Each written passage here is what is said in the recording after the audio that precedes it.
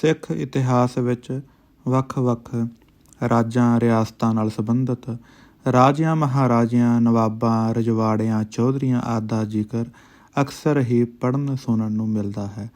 ਇਹਨਾਂ ਵਿੱਚ ਗੁਰੂ ਘਰ ਦੇ ਸ਼ਰਧਾਲੂ ਅਤੇ ਵਿਰੋਧੀ ਦੋਵੇਂ ਤਰ੍ਹਾਂ ਦੇ ਸ਼ਾਸਕਾਂ ਦਾ ਜ਼ਿਕਰ ਆਉਂਦਾ ਹੈ।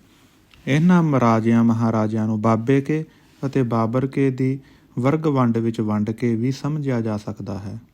ਗੁਰੂ ਕਾਲ ਅਤੇ ਉਸ ਤੋਂ ਬਾਅਦ ਦੇ ਇਤਿਹਾਸਿਕ ਪੰਨੇ ਫਰੋਲਿਆਂ ਪਤਾ ਲੱਗਦਾ ਹੈ ਕਿ ਵਧੇਰੇ ਸਰਕਾਰੀ ਅਹਿਲਕਾਰ ਅਤੇ ਅਧਿਕਾਰੀ ਅਕਸਰ ਸਿੱਖਾਂ ਦੇ ਵਿਰੋਧ ਵਿੱਚ ਹੀ ਭੁਗਤਦੇ, ਪਰੰਤੂ ਥੋੜ੍ਹੀ ਗਿਣਤੀ ਗੁਰੂ ਘਰ ਦੇ ਹੱਕ ਜਾਂ ਸ਼ਰਧਾਲੂ ਵਜੋਂ ਵਿਚਰਦੀ ਰਹੀ। 18ਵੀਂ ਸਦੀ ਵਿੱਚ ਸਿੱਖ ਮਿਸਲਾਂ ਦੀ ਸਥਾਪਨਾ ਸਮੇਂ ਜਦ ਵੱਖ-ਵੱਖ ਇਲਾਕਿਆਂ ਦਾ ਰਾਜ ਪ੍ਰਬੰਧ ਸਿੱਖ ਸਰਦਾਰਾਂ ਦੇ ਹੱਥ ਵਿੱਚ ਆਉਣਾ ਸ਼ੁਰੂ ਹੋਇਆ ਤਾਂ ਕੁਝ ਸਿੱਖ ਸਰਦਾਰਾਂ ਵੱਲੋਂ ਵੀ ਰਾਜੇ ਮਹਾਰਾਜਿਆਂ ਵਾਲੀਆਂ ਪਦਵੀਆਂ ਅਤੇ ਸ਼ਾਨੋ ਸ਼ੌਕਤ ਨੂੰ ਧਾਰਨ ਕਰਨ ਦਾ ਰੁਝਾਨ ਹੋ ਗਿਆ। ਪੰਜਾਬ ਸਮੇਤ ਉੱਤਰ ਪੱਛਮੀ ਭਾਰਤ ਦੇ ਅਨੇਕ ਇਲਾਕੇ ਫੂਲਕੀਆ ਮਿਸਲ ਸਮੇਤ 12 ਸਿੱਖ ਮਿਸਲਾਂ ਦੇ ਵੱਖ-ਵੱਖ ਸਰਦਾਰਾਂ ਨੇ ਮੱਲੇ ਵੰਡੇ ਹੋਏ ਸਨ। ਇਹਨਾਂ ਵਿੱਚੋਂ 11 ਮਿਸਲਾਂ ਦਲ ਖਾਲਸਾ ਦਾ ਅੰਗ ਸਨ, ਜਦਕਿ ਫੂਲਕੀਆ ਮਿਸਲ ਦਲ ਖਾਲਸਾ ਤੋਂ ਵੱਖਰੀ ਵਿਚਰਦੀ ਰਹੀ। ਫੂਲਕੀਆ ਘਰਾਣੇ ਦੇ ਵੱਖ-ਵੱਖ ਸਰਦਾਰਾਂ ਨੇ ਕਈ ਰਿਆਸਤਾਂ ਕਾਇਮ ਕਰ ਲਈਆਂ, ਜਿਨ੍ਹਾਂ ਵਿੱਚ ਪਟਿਆਲਾ, ਜੀਂਦ, ਨਾਭਾ ਆਦਿ ਪ੍ਰਮੁੱਖ ਸਨ। ਇਤਿਹਾਸ ਗਵਾਹ ਹੈ ਕਿ ਇਹਨਾਂ ਫੂਲਕੀਆਂ ਰਿਆਸਤ ਦੀ ਸਥਾਪਨਾ 6ਵੇਂ-7ਵੇਂ ਗੁਰੂ ਸਾਹਿਬਾਨ ਦੀ ਬਖਸ਼ਿਸ਼ ਸਦਕਾ ਹੋਈ ਹੈ, ਪਰੰਤੂ ਸਮੇਂ ਨਾਲ ਮਹਾਰਾਜਾ ਰਣਜੀਤ ਸਿੰਘ ਦੇ ਸਰਕਾਰ-ਏ-ਖਾਲਸਾ ਦੇ ਮੁਕਾਬਲੇ ਫੂਲਕੀਆਂ ਰਿਆਸਤਾਂ ਦਾ ਝੁਕਾਅ ਵਧੇਰੇ ਕਰਕੇ ਅੰਗਰੇਜ਼ੀ ਰਾਜ ਦੇ ਹੱਕ ਵਿੱਚ ਰਿਹਾ। ਇਸ ਦੇ ਉਲਟ ਇਹਨਾਂ ਰਿਆਸਤਾਂ ਵਿੱਚੋਂ ਨਾਭਾ ਰਿਆਸਤ ਦੇ ਮਹਾਰਾਜਾ ਰਿਪੁਦਮਨ ਸਿੰਘ ਦਾ ਝੁਕਾਅ ਪੰਥ ਦੀਆਂ ਸੰਘਰਸ਼ੀ ਧਿਰਾਂ ਤੇ ਆਜ਼ਾਦੀ ਪਸੰਦ ਸੁਤੰਤਰਤਾ ਸੰਗਰਾਮੀਆਂ ਨਾਲ ਰਿਹਾ ਅਤੇ ਉਹ ਹਮੇਸ਼ਾ ਅੰਗਰੇਜ਼ੀ ਰਾਜ ਦੇ ਵਿਰੋਧ ਵਿੱਚ ਅਤੇ ਸਿੱਖਾਂ ਦੇ ਹੱਕ ਵਿੱਚ ਭੁਗਤੇ। ਨਾਭਾ ਫੂਲਕੀਆਂ ਰਿਆਸਤਾਂ ਵਿੱਚ ਸ਼ਾਮਲ ਨਾਭਾ ਰਿਆਸਤ ਦੀ ਰਾਜਧਾਨੀ ਰਿਹਾ ਹੈ। ਇਸ ਦੀ ਸਥਾਪਨਾ ਰਾਜਾ ਹਮੀਰ ਸਿੰਘ ਨੇ 1755 ਈਸਵੀ ਵਿੱਚ ਕਰਕੇ ਆਪਣੀ ਰਿਆਸਤ ਦੀ ਰਾਜਧਾਨੀ ਬਣਾਇਆ।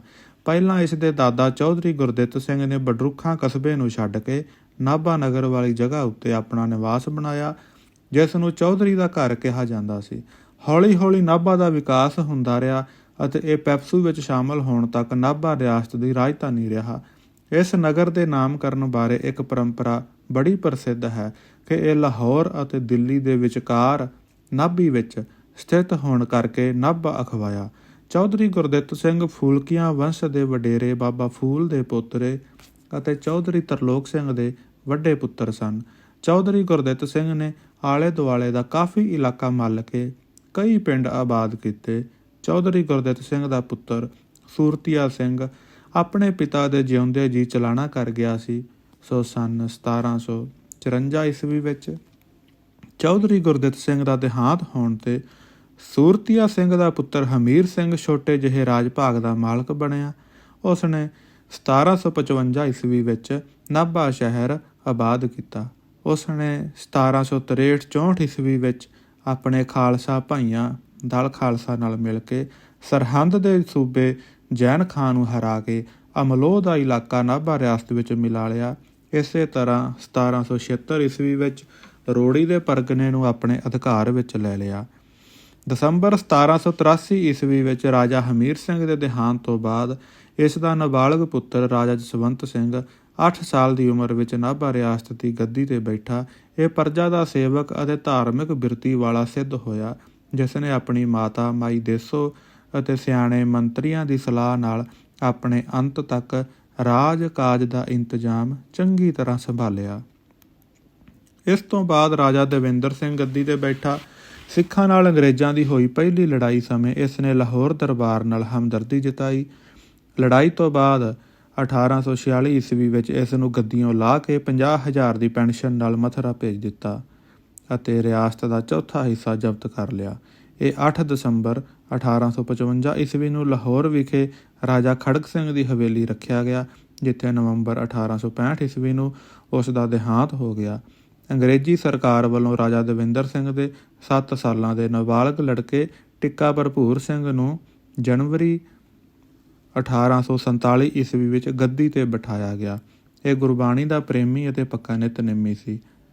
9 ਨਵੰਬਰ 1863 ਈਸਵੀ ਵਿੱਚ ਇਸ ਦੇ ਦੇਹਾਂਤ ਤੋਂ ਬਾਅਦ ਇਸ ਦਾ ਭਰਾ ਭਗਵਾਨ ਸਿੰਘ ਗੱਦੀ 'ਤੇ ਬੈਠਾ, ਜੋ ਆਰਾਮ ਪਸੰਦ ਸੀ ਅਤੇ ਰਾਜ ਪ੍ਰਬੰਧ ਲਈ ਯੋਗ ਨਹੀਂ ਸੀ।